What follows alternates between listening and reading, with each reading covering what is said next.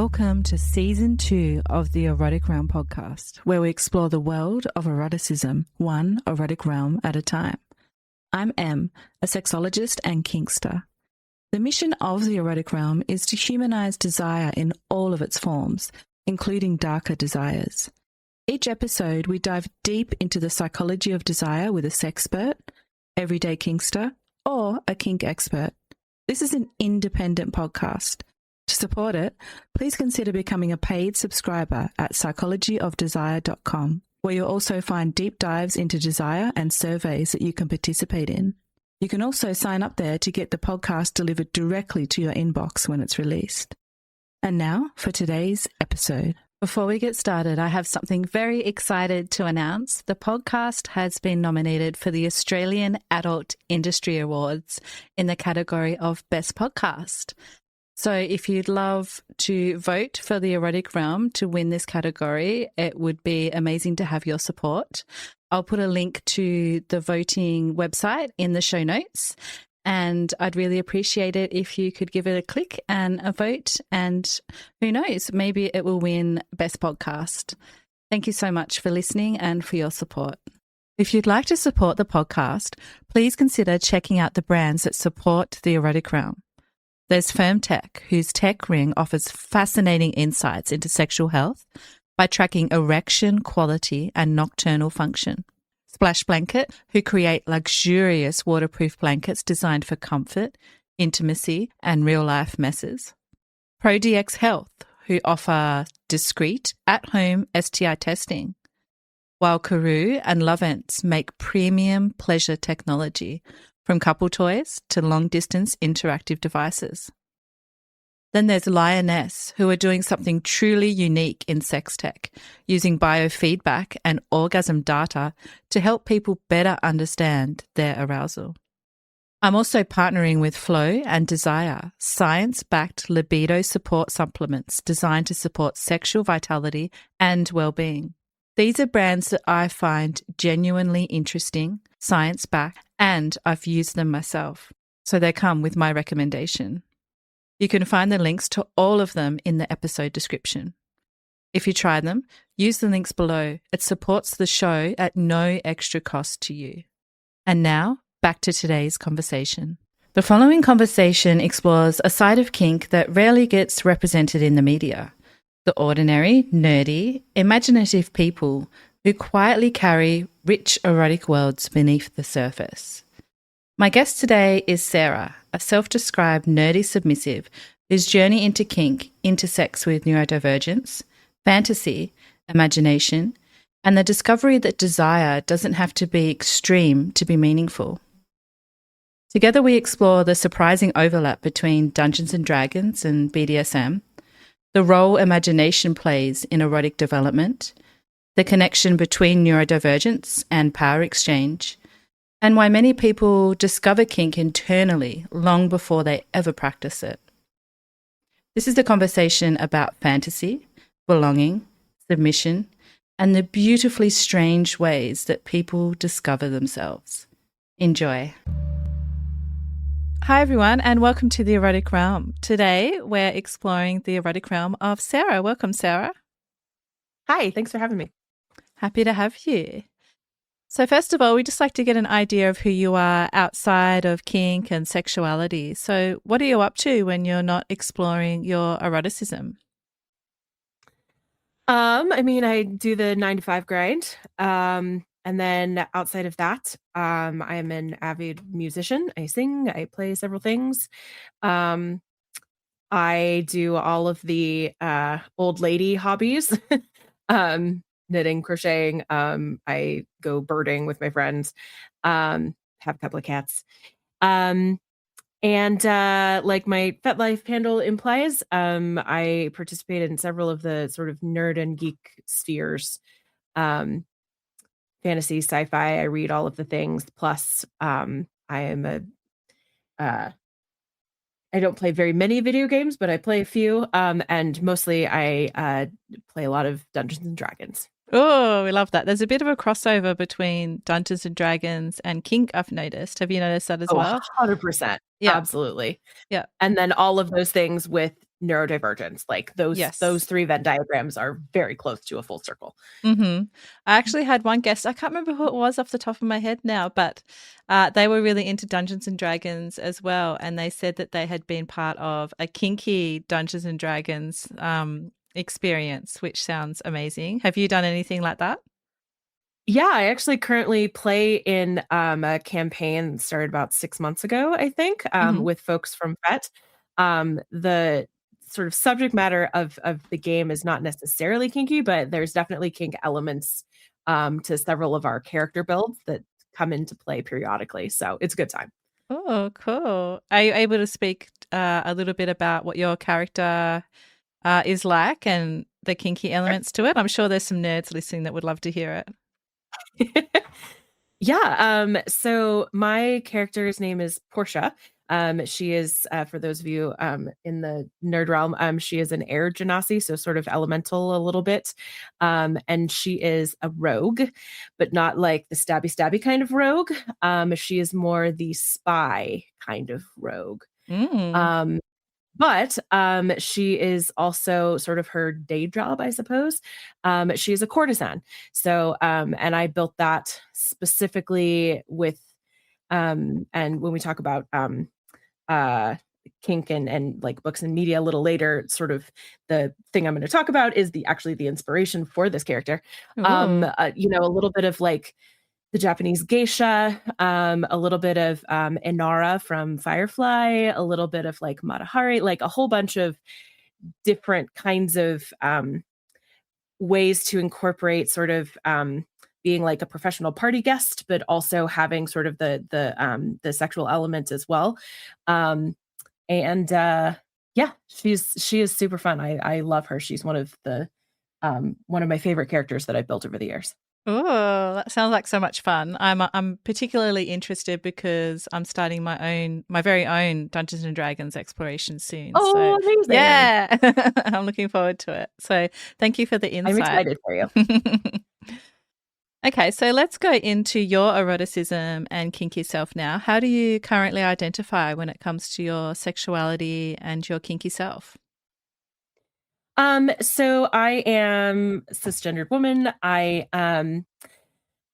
My sort of sexuality, like a lot of women, I think, fluctuates with the, winds and air pressure, I feel like sometimes. So sort of on the surface, I identify as bi, and the degree to which, I don't know, like, if you consider, perfectly straight being 0 and perfectly gay being 1, bi is half, right in the middle. I wouldn't say I'm 0.5, I fluctuate anywhere from like 0.2 to 0.4, and it kind of depends on the day and the people I'm talking to. I love that. And then on the kink end, I 100% identify as a submissive. Not necessarily like all the way to the like total power exchange end of things, but it is definitely something that I tried to do without. I think a lot of us did, sort of in our early years, being sexually active, and it didn't work very well. And I think I'm sure that's a story that's common to a lot of us here. But yeah, definitely would rather sort of give up decision-making power and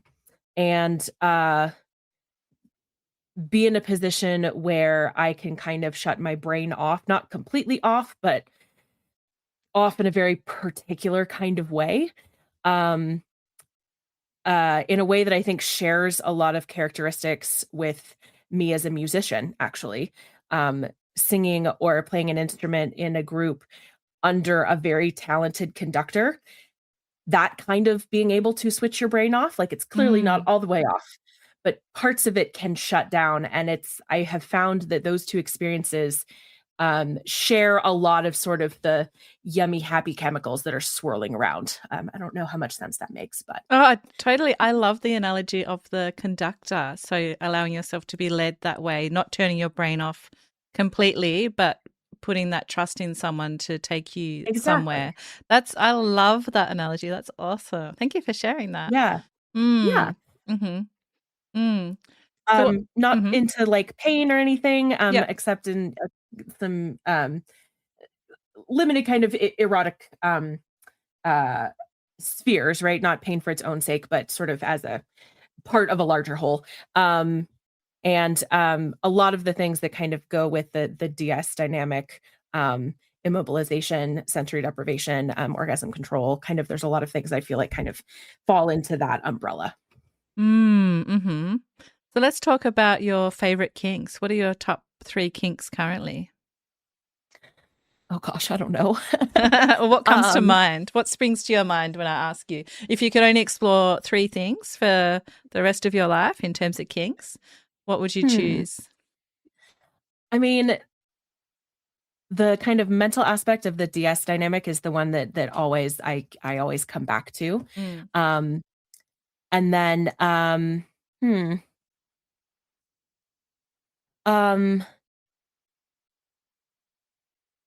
I guess, I mean, bondage is up there for sure. And then I mean, I am an eldest daughter, and I am on the, I have ADHD, and so lots of things. I'm pretty sure I have a praise kink. I don't know that I'd necessarily like label it that way, but I'm pretty sure that's what that is.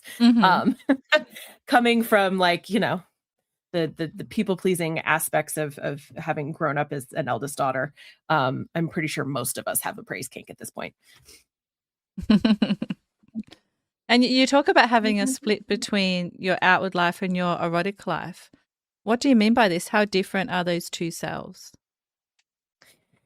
I mean, in my professional life, I have had lots of, how do I explain this? I am an expert in my field. And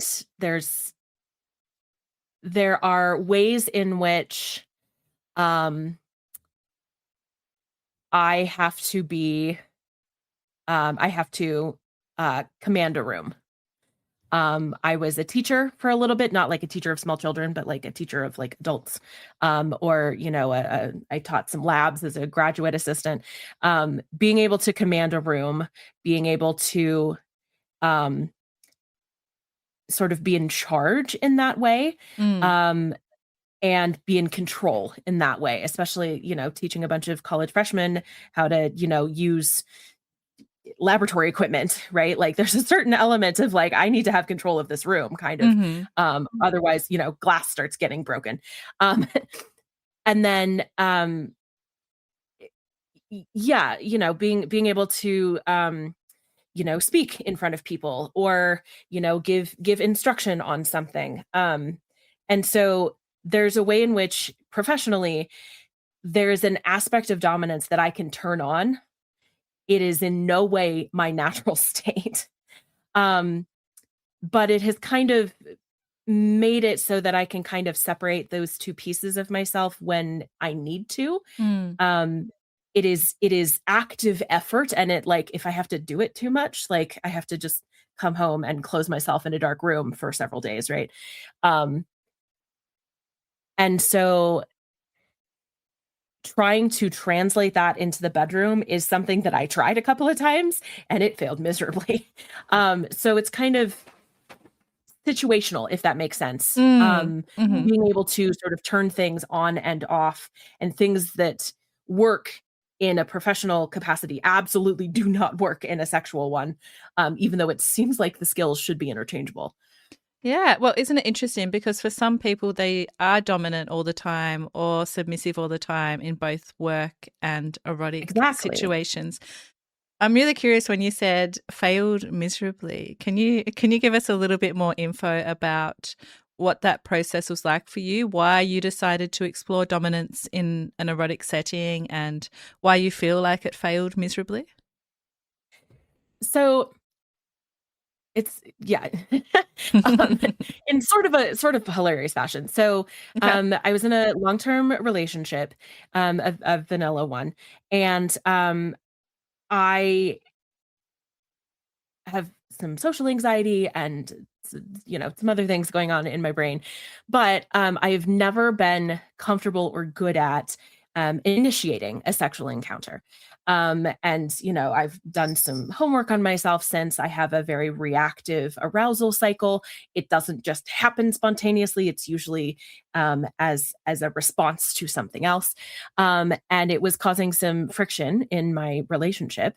And so there was a point at which I was just like, all right, I'm going to do it. I'm laying in laying in bed, um, trying to like psych myself up inside of my head, and am just laying there and not moving. Nothing is happening. And then I sort of had a little chat with my partner about some of this. And I was like, I've got an idea, and it's probably going to be a little weird, but I'm going to see if I can use this to get me over the hump. And that idea was, okay, the initiation of a sexual encounter is sort of a dominant move. What if we just go further on that to see if that'll give us some momentum, right? To like getting a running start. Um, and It worked for about 10 seconds. And then I started laughing and could not stop. Mm-hmm. Um, which sometimes laughter can be sexy, but this was not the sexy kind of laughter. What made you laugh? So Did you feel that was the last time we uncomfortable? tried Yeah. Mm-hmm. Sorry, what were you saying? That was the last time we tried that. Okay. Yeah. And is that when you realized that you were submissive in your erotic self and fully owned that? That was certainly the beginning of it. Yeah. Mm.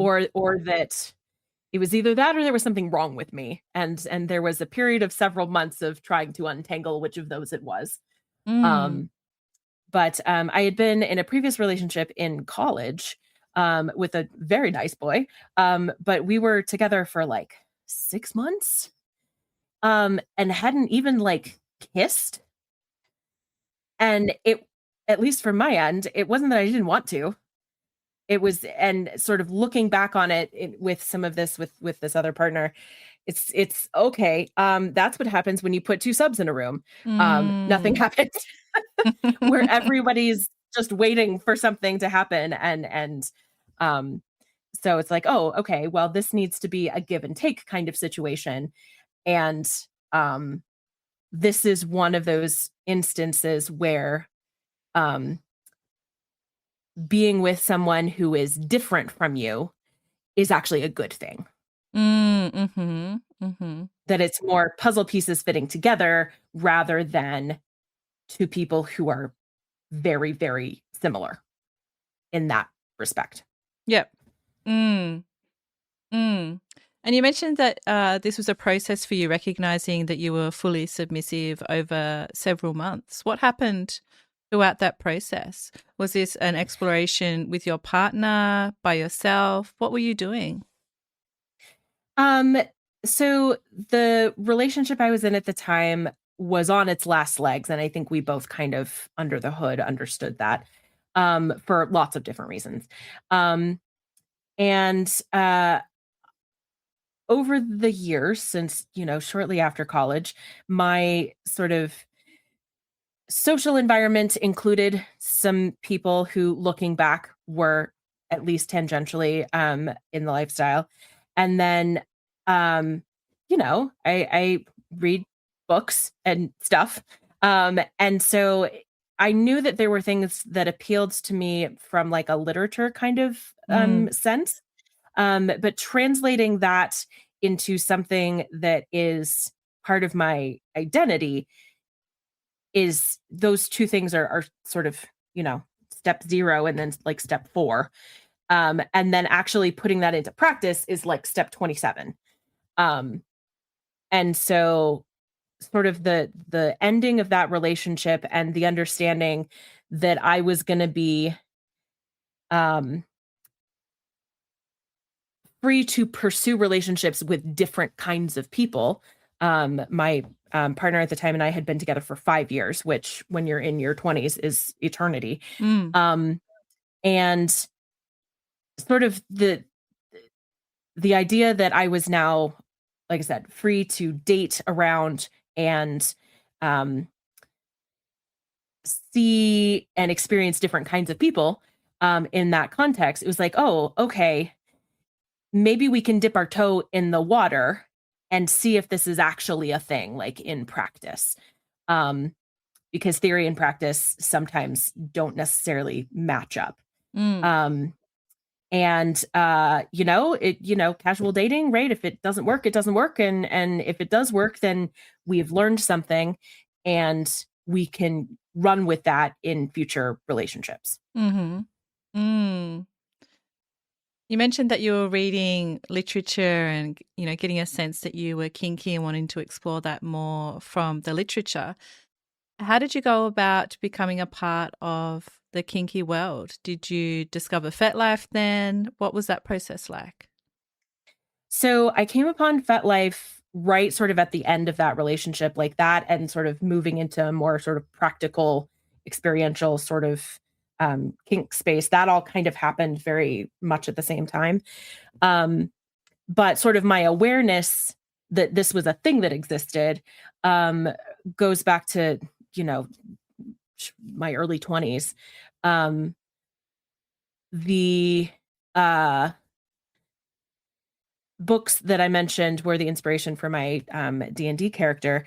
I don't know if you've heard about these. Jacqueline Carey's Kushiel's Dart. No.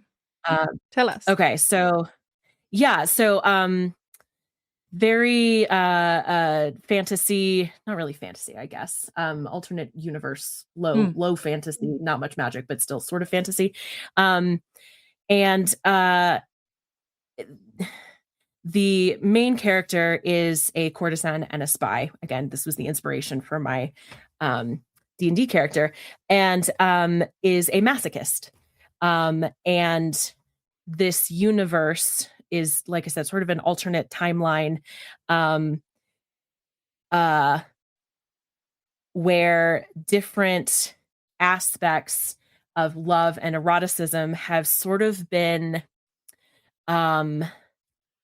deified. I don't know if that's really the right term, but are sort of part of their sacred and part of religion. Sort of the mantra is love as thou wilt. I mean, that's a beautiful sentiment in any context. But so the fact that she was a masochist was very much like she had been touched by a very particular kind of angel, Kushiel, who is sort of the punisher. And that because of that, she had a very particular role that she could play in sort of the secular politics of her world. She could get into places that no one else could. She could meet with people that, she otherwise would not be able to meet with because she had this sort of special thing. Sort of, was, a spy to get information for her, country and did a whole bunch of, sort of epic fantasy adventure kinds of things, but all stemming from the fact that she had this, a talent is not really the right word, but this special aspect about her that set her apart and gave her access to places and people that she would not have otherwise. That's so interesting. So you mentioned that your D&D character is a masochist, but you're not, right?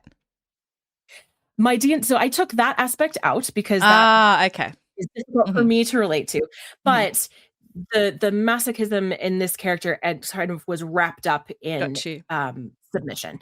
And so my D&D character, has a little bit of that she can sort of work with, just by virtue of the fact that she, in some aspects, is essentially a service provider, and can go to places in order to meet the needs of who she's with, but that might not necessarily do it for her, right?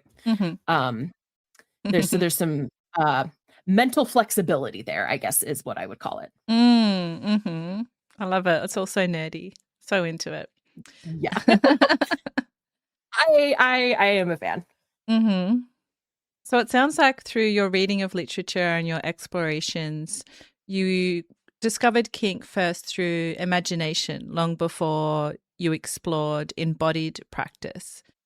Absolutely. Yeah. Would you say that you feel like you always had this kinky side to you, or was it something that developed over time? How do you look back on your younger self now in terms of being kinky or not kinky? I mean, I don't know, honestly. Mm. Um, I'm I know that there are people out there who, like, can look back on when they were even, like, young children and be like, "This was always in me." Mm-hmm. I don't think I am that way. Um, but, um, yeah, I don't know. I mean, my sexuality just sort of in general was sort of a later thing. How was I think I was like 25, 26 when I lost my virginity. So, high school and college, like I was too busy for that shit, like I've Mm. got a thing I'm trying to do here. And then I went to grad school after that. So it just sort of like pushed that further down. Not because I didn't want to, it's just, I didn't have time. Yep. um, and then at that point, it was just like, oh man, I really should just like get this out of the way kind of thing, right? It's not for lack of trying. It's just been sort of lack of opportunity and yeah. Um, so a lot of that developed later. Mm. Um, and some of it, like I said, is kind of wrapped up in some social anxiety and my ADHD. Um, and those obviously have existed for most of my life. And so I am certain that those aspects, the sort of neurodivergence part, have affected my sexuality as it was developing. Um, but I don't think like my kinkiness and like submission itself was present in me when I was like an adolescent or even a teenager. Again, I Mm. think the neurodivergence that was there contributed to it, but in a more indirect way, if that makes Mm. sense. Mm-hmm. Yeah, totally. Totally. Thank you for sharing. One of the traditions on the podcast is exploring a quote with you. And today's quote is from Edgar Allan Poe, who was a 19th century American writer and poet. And he once said, "There is no exquisite beauty without some strangeness in the proportion." And Ooh, I like that. yeah, I love this quote because it honors the strange, quirky, and unconventional. And it made me think about, kinky people often being geeky and also the parts of desire that people often hide. When you hear that Absolutely. quote, what does it stir in you? Do you think some of what makes people erotic for you is precisely what makes them a little strange or unconventional? Oh, absolutely. Mm. Absolutely. And I mean, it kind of goes back to like nature is beautiful in its strangeness, right? Mm. Um, and the same goes for people, right? If we were all the same, the world would be incredibly boring. And I think a lot of us that are in this space, a lot of us that are in the nerd space as well, or the neurodivergent space, have all just kind of, as a group, without talking about it, have just acknowledged that normal is a thing for other people. um, that we're all a little weird, and like that's a feature, not a bug. Mm. Um, that Mhm. our not normalness makes us interesting. It makes us empathetic, and it makes it easy for us to identify our people. Um, found family and the spaces that it is not only safe for us to occupy, but spaces where what we're putting out is being returned back to us. Mm. I love the feature, not a bug line. That's really powerful. Thank you. I work in computer stuff, so Nerdiness coming through. Excellent. exactly. Now, you spoke earlier about the relief that we receive from submission, but I'm curious to know, has submission or kink also given expression to parts of yourself that everyday life doesn't always have room for? A little bit, yeah. I mean, the ability to kind of hand the reins over to someone else that I trust. Um, that is something that has sort of been de-emphasized. Um, modern feminism and um, sort of, the piece of our culture, the hustle culture, right? That's, climb up the corporate ladder and blah, blah, blah, which I think is total bullshit. Um, but kind of we're sort of steeped in all of that, right? If you're not moving up, you're not doing enough. And there have definitely been aspects of my life where,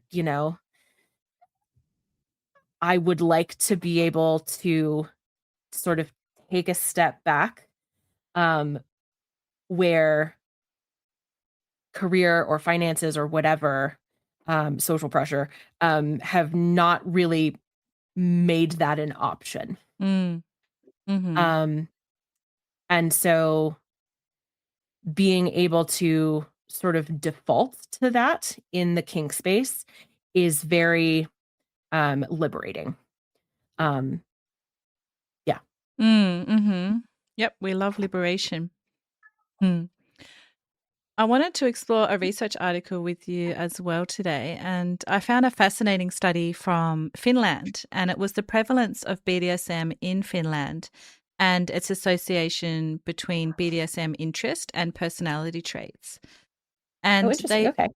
they found that BDSM interests are far more common than stereotypes suggest and are linked to ordinary personality variation rather than pathology.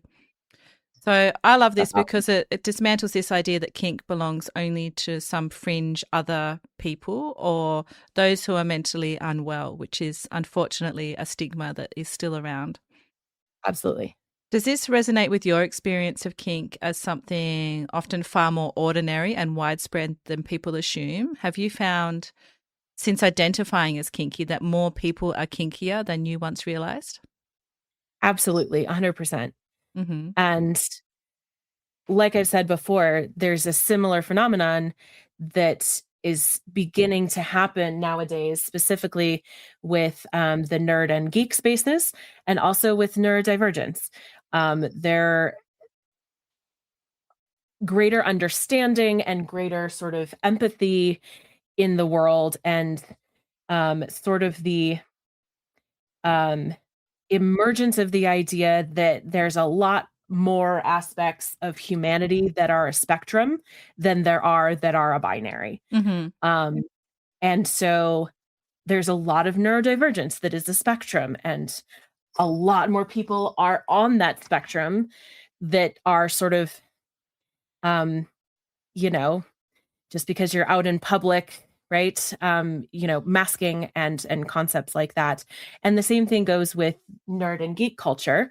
It's kind of, been in the shadows, and this thing that, you do in a basement and you hope your parents don't find out about. That is now sort of being pulled into the sunlight. And now that it's got some light on it, you're suddenly seeing others around that have these same interests, and that there's nothing wrong with any of that. And hey, Mm-hmm. now you've found your people. Yep. And I think that in the last, I don't know, 10 years, kind of along with those other aspects, I feel like there is something similar happening with kink as well. Mm-hmm. Normalization is not really the right word, but it's kind of the vibe that there's some light being shed on it. And that, yeah, it's sort of being separated from pathology and mental illness, as kind of just a thing that might exist alongside of whatever other pieces of your personality, your interests, or the way your brain works. And that as long as we're talking about consenting adults, like, it's none of anybody else's business, except if you want it to be their business, in which case, again, shining light. Oh, hey, that's one of my people. That's one of my people. There's lots of us now. This is great. It is great. I love your phrase that you used, non-extreme kinkiness. What does that represent that isn't often represented? And what do you think gets missed when we see kink portrayed only in its most extreme forms, which is pretty common? Yeah. I think, again, if we're talking about kink and BDSM as a spectrum,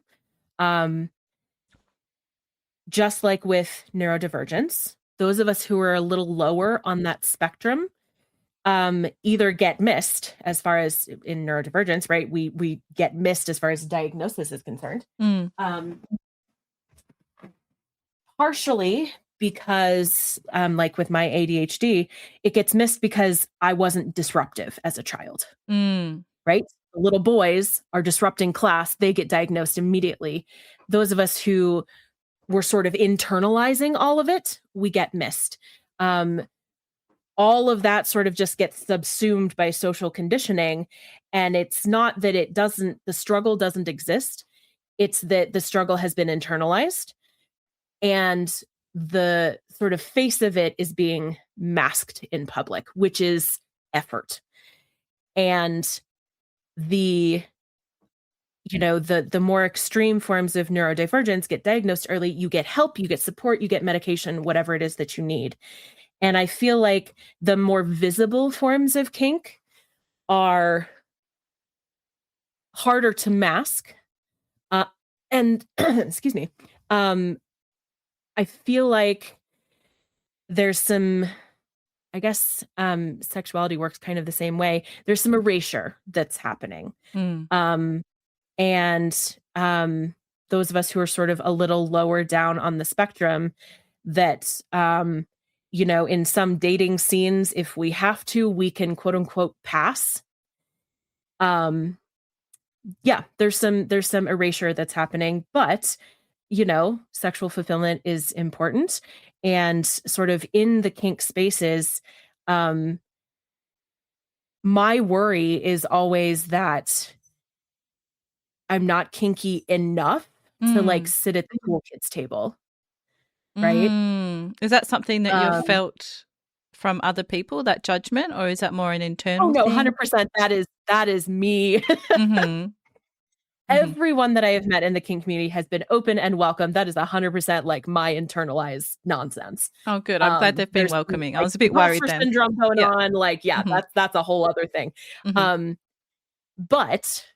the concept of, oh, I'm not cool enough because I'm not into this like edgy stuff, is the fear is real. That's I'm not enough of that for it to count. Right. Or like I'm not bi enough to call myself bi. Like I'm not allowed to call myself bi because right now I'm only like 20% bi.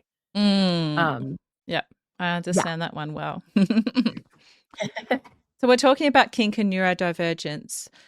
I'm curious, how do you think your neurodivergence shows up in your kinks? Do you have some sense of why you're drawn to particular kinks and if that's part of your neurodivergence at all? Absolutely. My neurodivergence shows up in ADHD with a comorbid general anxiety disorder. And absolutely. The ADHD is an inability to control my focus. It's not a lack of focus. It's an inability to control my focus. Right. I can hyperfocus like a motherfucker.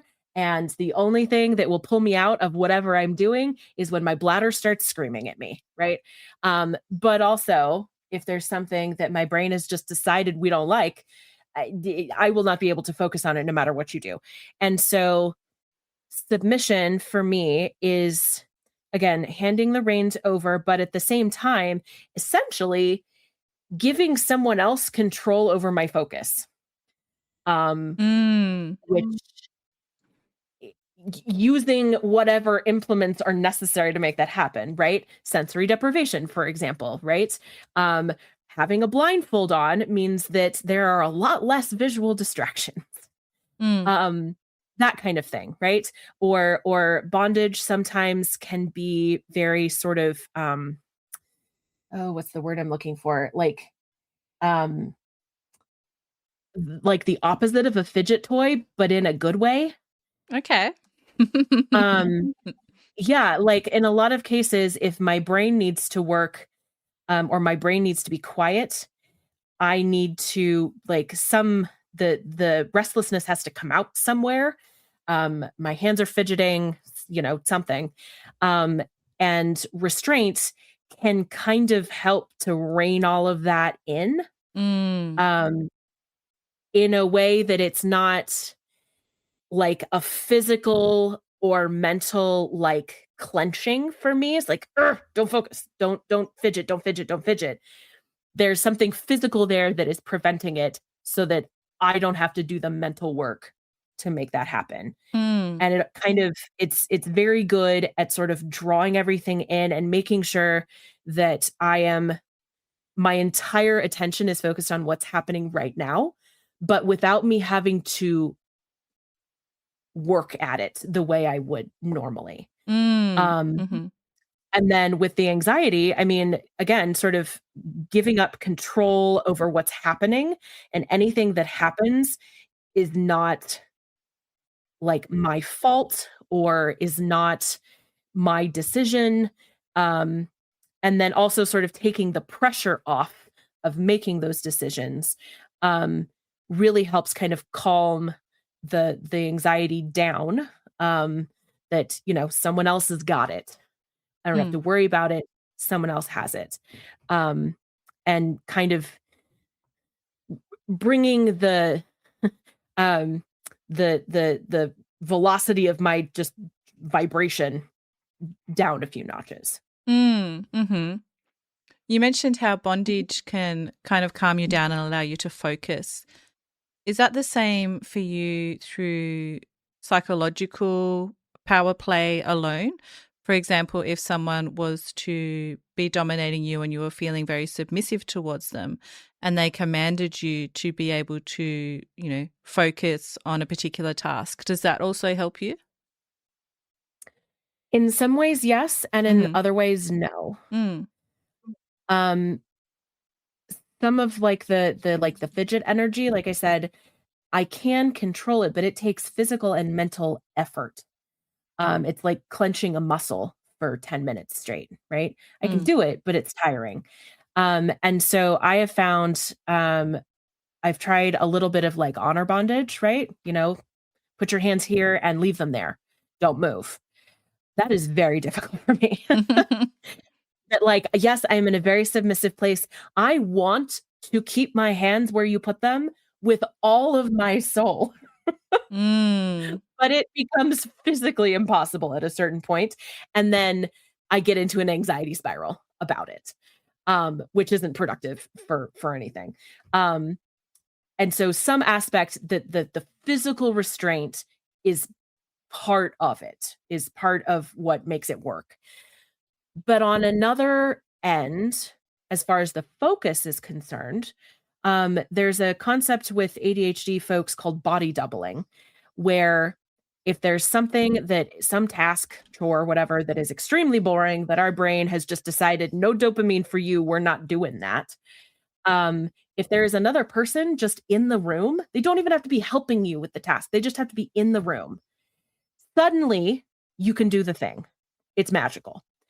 And so there is an aspect of that as well, of just sort of that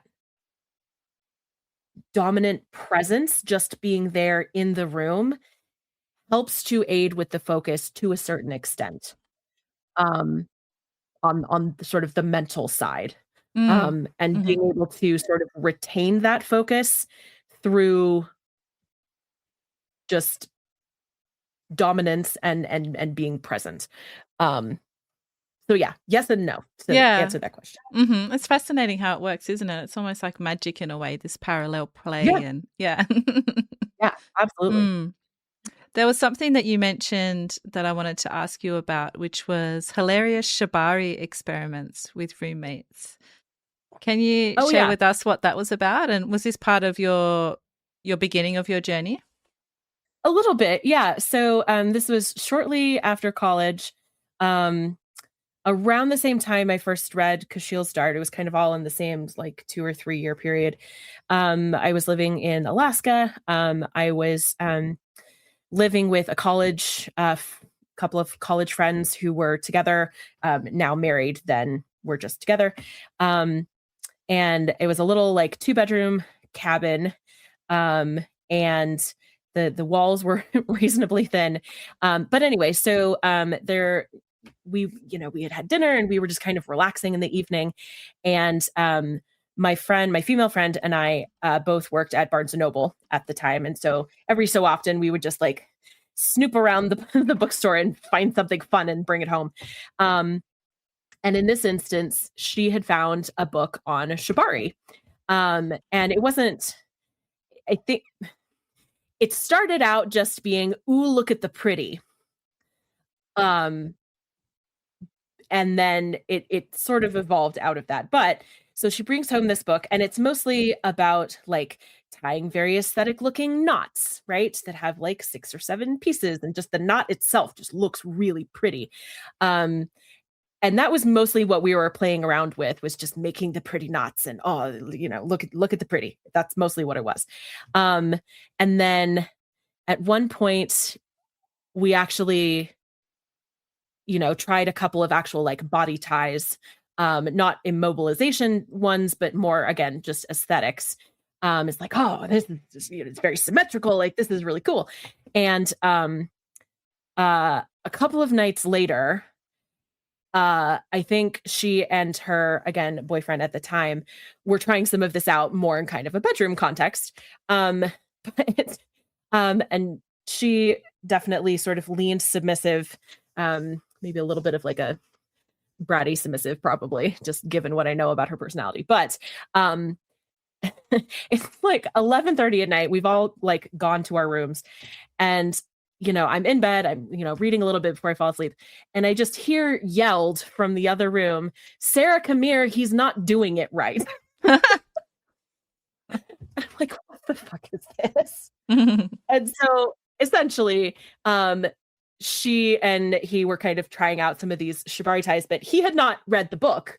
He and I had spent the entire evening, like, and little like OCD tendencies and like wanting it to be very aesthetic and very sort of symmetrical and all of this. And he was not that kind of personality at all. And also, hadn't spent 3 hours on an evening with a shibari book. And it was an unsymmetrical mess, to say the least. And the context here is that out of that, in the, 2-ish years after this, they got married. I was a bridesmaid, and I was her dress had a very sort of complex corset tie in the back. And I was there specifically to make sure that the corset tie in the back was symmetrical. And yeah, so. Oh, beautiful. So anyway, yeah, Sarah, come here. He's not doing it right. It sounds like a fun experience. Were you able to make the tie better? Oh yeah, I fixed it. Okay, cool. He was just standing there with a sort of ashamed look on his face. It was incredibly entertaining. Well, that's a fun experience. What about a peak erotic experience that you've had? What's a memory throughout your kink journey that really stays with you? I mean, probably, honestly. So the first dom that I had an experience with, and met up with him several times over the course of several months, sort of building up of skills and preferences and all of this that sort of happens naturally over the course of relationships like this. And it's really sort of dumb, but that one of my experiences with him was the first partner-induced orgasm I had ever had in my life. Mm. And there are many aspects to that, I am sure. Some of it had to do with the dynamic. Some of it had to do with just sort of the attention being paid and the like needing it in a sort of DS dynamic where power is being exchanged. There's a certain level of um uh being observant, I guess. There's a certain level of paying attention. There's a certain level of being on top of it that the dominant partner is sort of required to be doing, if only to just maintain the physical and mental safety of the submissive partner, right? And that translates into a lot of things. Um, and then also the fact that kink involves a lot of paraphernalia, a lot of uh, toys and equipment, right? It's kind of baked in. And, you know, being with someone irrelevant of the kink aspect, but just being with someone who didn't view a vibrator as an enemy, Mm.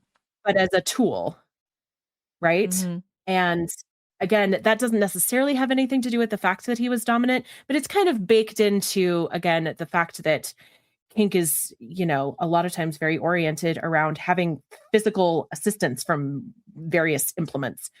Um, and then also the dynamic kind of helped get mental blocks out of the way. I'm sure you know, right? Orgasms are very mental. If you're not in the right headspace, it doesn't matter how much physical stimulation there is, it's just not going to happen. Mm-hmm.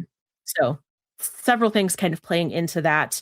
But yeah, that's kind of Mm. the one that sort of sticks with me.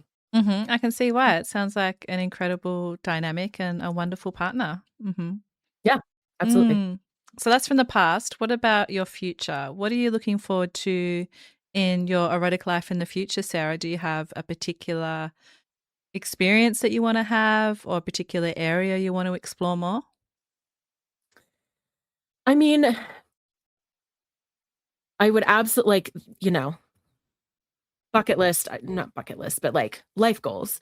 You know, being in some sort of long-term, like settled dynamic, um, would be amazing. Um, I live kind of out in the boonies, so my dating pool is small and shallow, and you add kink into that, and it's basically impossible. Um, but the kind of relationship where you can kind of build that familiarity to where a lot of really cool things start to become possible because the familiarity is there, the trust is there, and there's a lot of yeah, really cool sort of mental and physical things that can start happening once you reach that point. Um, and then there's we've all got sort of bucket list items.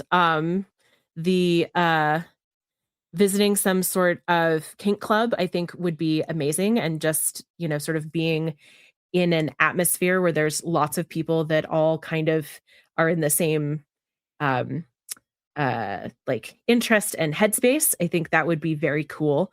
And trying to think what else.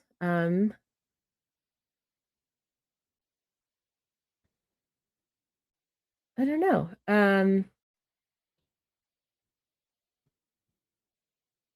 I think two DOMs at once might be kind of fun. I haven't Mm. done that. Mm-hmm. That seems like it would be fun. But I feel like there's a lot of like logistics and organization to go Of into course. that. Of course. Well, let's put it out there into the universe and hopefully all There those we go. things Yeah, come true soon. absolutely. And if you could speak to your younger self with a message about desire, knowing everything that you do now, what would you like to say to her? What do you feel your younger self might need to hear about desire?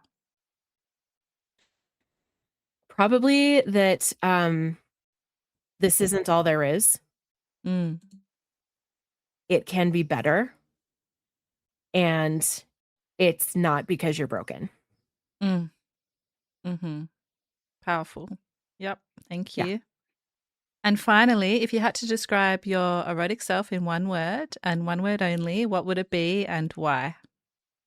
Oh gosh, I saw this on the question. I was like, oh, that's gonna be hard. Some people Oh have gosh. chosen two words. If you have to go for more than one, then by all means. I don't know, man. I mean, submissive is just kind of the one that comes to mind. It's Yep. sort of boring, but that kind of encompasses a lot of things. It's not boring if it's true and it fits for you. So, yeah, thank you. Well, Yeah. thank you for this conversation, Sarah. We explored nerdiness, neurodivergence, submission, and the ordinary strangeness of desire. And I think many listeners will feel represented by listening to you today. I hope so. I know so. Well, thank you again. I'm Em, and this is the Erotic Realm Podcast. Thank you for listening to this episode of the Erotic Realm Podcast. This is an independent podcast. If you want to see more episodes made, you can support it at psychologyofdesire.com by becoming a paid subscriber and entering the realm with many other supporters. The mission of the Erotic Realm is to humanize kink and desire in all of its forms. And we can't do that without you. Until the next time, stay perverted.